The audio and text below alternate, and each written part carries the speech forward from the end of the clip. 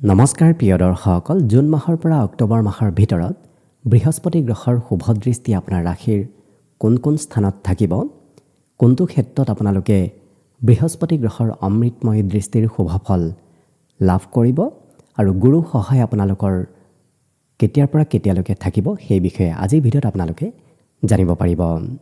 আজি আমি বৃষ ৰাশিৰ ব্যক্তিসকলৰ বৃহস্পতি গ্ৰহৰ পৰা আহিবলগীয়া কেইটামান শুভ সংযোগৰ বিষয়ে এই ভিডিঅ'ত জনাম। গতিকে ভাল লাগিলে ভিডিঅ'টো শেষলৈকে চাই থাকিব। ভিডিঅ'টো আৰম্ভ কৰাৰ পূৰ্বে আপোনালোকলৈ এটা বিশেষ অনুৰোধ যে ভিডিঅ'টোত এটা লাইক কৰিব আৰু যদি আজি প্ৰথমবাৰৰ বাবে এই চেনেলটোলৈ আহিছে তেতিয়াহ'লে চেনেলটো ছাবস্ক্ৰাইব কৰি কমেণ্ট বক্সত জয় শ্ৰীকৃষ্ণ লিখিবলৈ একেবাৰে নাপাহৰিব। গতিকে আহক আজি ভিডিঅ'টো আৰম্ভ কৰোঁ। বৃষ ৰাশিৰ ব্যক্তিসকলৰ বাবে বৃহস্পতি গ্ৰহ জুন মাহৰ 1 তাৰিখৰ পৰা অক্টোবৰ মাহৰ 31 তাৰিখলৈকে আপোনাৰ ৰাশিৰ পৰা তৃতীয় স্থানত থাকিব। তৃতীয় স্থানত বৃহস্পতি গ্ৰহই আপোনাৰ কেইবাটাও ক্ষেত্ৰত পৰিৱৰ্তন এইকাৰণেই লৈ আনিব, কাৰণ তৃতীয় স্থানৰ বৃহস্পতি গ্ৰহৰ য'ত দৃষ্টি পৰিব সেই দৃষ্টিকেইটা অমৃতময় দৃষ্টি হ'ব। আচলতে বৃহস্পতি গ্ৰহৰ দৃষ্টি হৈছে অমৃতময় দৃষ্টি, আৰু যিহেতু বৃহস্পতি গ্ৰহ এইখিনি সময়ত পূৰ্ণ বলি অৱস্থাত অৰ্থাৎ উচ্চ অৱস্থাত কৰ্কট ৰাশিত থাকিব। যেতিয়া গ্ৰহসমূহ উচ্চ অৱস্থাত আৰু পূৰ্ণ বলি অৱস্থাত স্থিতি হয় তেতিয়া সেই গ্ৰহৰ বলাবল দুগুণ বৃদ্ধি পায়, দৃষ্টিৰ ফলাফলবোৰো দুগুণ বৃদ্ধি পায়। গতিকে এইখিনি সময়ত যিহেতু তেনেধৰণৰ শুভ সংযোগ ৰাশিচক্ৰত দেখা গৈছে, গতিকে আপোনাৰ অমৃতময় দৃষ্টিৰ ফলাফল প্ৰথম দৃষ্টি আপোনাৰ ৰাশিৰ পৰা থাকিব সপ্তম স্থানত। যিহেতু তৃতীয় স্থানৰ বৃহস্পতি গ্ৰহৰ পূৰ্ণ দৃষ্টি সপ্তমত পৰিব, যিটো কাৰণত এইখিনি সময়ৰ ভিতৰত আপোনালোকে প্ৰথমতে বৈবাহিক ক্ষেত্ৰত শুভফল লাভ কৰিব। যিসকল বিবাহৰ উপযুক্ত ব্যক্তি তেওঁলোকৰ বাবে এইখিনি সময় বিবাহৰ বাবে অতি উত্তম সময়। লগতে যদি পূৰ্বৰ পৰা বিবাহিত ব্যক্তি তেতিয়াহ'লে আপুনি লক্ষ্য কৰিব আপোনাৰ বৈবাহিক সম্পৰ্কত বিভিন্ন ধৰণৰ ভাল ফলাফল আহিব ধৰিব। সম্পৰ্কত মধুৰতা আহিব, বুজাবুজি বৃদ্ধি পাব, কাৰণ বৃহস্পতি গ্ৰহ হৈছে সপ্তম স্থানৰ কাৰক গ্ৰহ, বিবাহৰ কাৰক গ্ৰহ, যিটো কাৰণত বৃহস্পতি গ্ৰহই আপোনাৰ সপ্তম স্থানত বিশেষ শুভফল প্ৰদান কৰা পৰিলক্ষিত হ'ব। লগতে যদি আপুনি ব্যৱসায় বাণিজ্য কৰি আছে, লক্ষ্য কৰিব বৃহস্পতি গ্ৰহই আপোনাক ব্যৱসায়ত বিভিন্ন ভাল ফলাফল প্ৰদান কৰিব, আপোনাৰ ব্যৱসায় বাণিজ্য আগবাঢ়ি যাব ধৰিব। গুৰু সহায় আপোনালোকে ব্যৱসায় বাণিজ্যটো লাভ কৰিব। লগতে যিহেতু বৃহস্পতি গ্ৰহ তৃতীয় স্থানত থাকিব, তৃতীয় স্থানত যেতিয়া বৃহস্পতি গ্ৰহৰ স্থিতি হয় তেতিয়াই ভাতৃ ভগ্নীৰ সৈতে সম্পৰ্কত মধুৰতা আহে।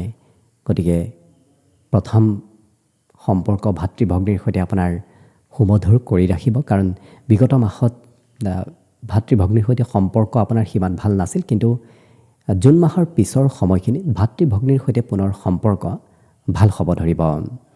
অকণমান কষ্ট কৰাৰ ইচ্ছা কমিব পাৰে, কাৰণ যেতিয়া তৃতীয় স্থানৰ সৈতে বৃহস্পতি গ্ৰহৰ সংযোগ হয় তেতিয়া কৰ্ম কৰাৰ কিছু প্ৰবৃত্তিবোৰ কমিব ধৰে। গতিকে আপোনাৰ এইখিনি সময়ৰ ভিতৰত কৰ্ম কৰাৰ প্ৰবৃত্তি অকণমান কমিব, কিন্তু ভাগ্যস্থানত যিহেতু বৃহস্পতি গ্ৰহৰ পূৰ্ণ দৃষ্টি এইখিনি সময়ৰ ভিতৰত থাকিব, গতিকে আপুনি লক্ষ্য কৰিব আপোনাৰ অনায়াসে কাম বনবোৰ হ'ব ধৰিব। যেতিয়াই ভাগ্যস্থানৰ সৈতে বৃহস্পতি গ্ৰহৰ যোগাযোগ হয় তেতিয়া আকস্মিক ভাগ্যৰ উন্নতিও হয় আৰু অনায়াসে সকলো কাৰ্য আগবাঢ়িব ধৰে, ফাঁচি থকা কাম বনবোৰো হ'ব ধৰে। গতিকে এইখিনি সময়ৰ ভিতৰত আপোনাৰ তেনেধৰণৰ যোগাযোগ আহিব ধৰিব। ধৰ্ম কৰ্মৰ প্ৰতি আপোনাৰ গুৰুত্ব যথেষ্টখিনি বাঢ়িব। বিগত দিনত যদি ভগৱানৰ ওপৰত অকণমান বিশ্বাস কমিছিল, কিন্তু এতিয়া আপোনাৰ পুনৰ ভগৱানৰ ওপৰত বিশ্বাস বাঢ়িব।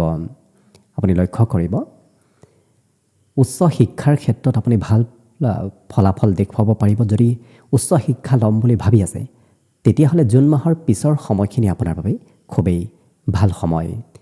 পিতৃৰ সৈতেও সম্পৰ্ক ভাল হ'ব, কাৰণ নৱম স্থানত যেতিয়া বৃহস্পতি গ্ৰহৰ পূৰ্ণ দৃষ্টি পৰে তেতিয়াই পিতৃৰ সৈতে ভাল সম্পৰ্ক বাঢ়িব ধৰে। জ্যেষ্ঠ ব্যক্তিৰ সৈতেও সম্পৰ্ক ভাল হয়। গতিকে এইখিনি সময়ত আপোনাৰ তেনেধৰণৰ সংযোগ দেখা পোৱা গৈছে।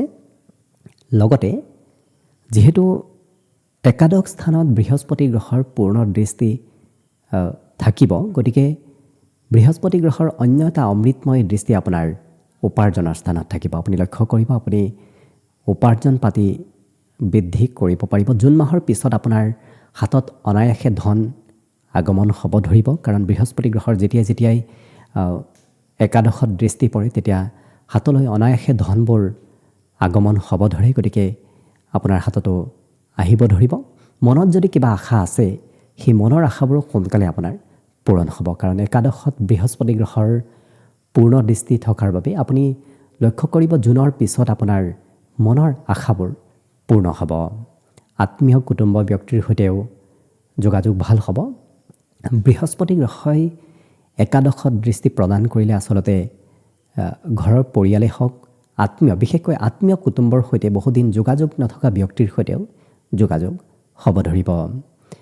আপুনি অকণমান এলাহ ভাৱ ত্যাগ কৰাৰ প্ৰয়োজন আছে। বাকী কিন্তু প্ৰতিটো ক্ষেত্ৰত বৃহস্পতি গ্ৰহই আপোনাক ভাল শুভ ফল প্ৰদান কৰিব, কাৰণ পূৰ্ণ বলি অৱস্থাত থকা বৃহস্পতি গ্ৰহৰ দৃষ্টিসমূহ আপোনাৰ বাবে খুবেই ভাল দেখা পোৱা গৈছে। যদিও তৃতীয় স্থানত বৃহস্পতি গ্ৰহই আপোনাক এলেহুৱা প্ৰবৃত্তি আনিব, কিন্তু য'ত য'ত দৃষ্টি পৰে সেই দৃষ্টিসমূহ সদায় শুভ আৰু অমৃতময় দৃষ্টি হ'ব। গতিকে আশীষ কৰিছোঁ যেন এই বৃহস্পতি গ্ৰহৰ অমৃতময় দৃষ্টিৰ আপুনি শুভ ফল এইখিনি সময়ৰ ভিতৰত লাভ কৰক, তাৰেই কামনা কৰিছোঁ। আৰু আজি ভিডিঅ'টো ইমানতে সামৰণি মাৰিছোঁ। ধন্যবাদ।